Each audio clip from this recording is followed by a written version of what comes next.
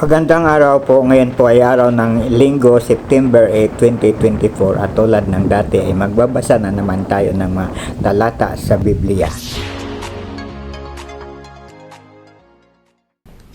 Woe to him who quarrels with his maker.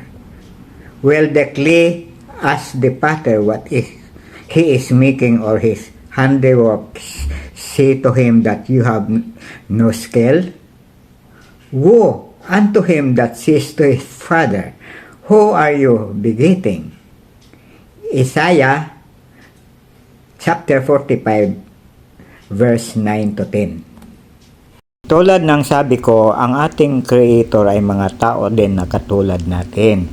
Ang takot na hindi sila mahalin ng mga taong kanilang na-create ay nagresulta para pabayaan na lang nila tayo. Para umunlad scientifically, alam nila na kapag darating ang araw na igagalang natin sila at mamahalin.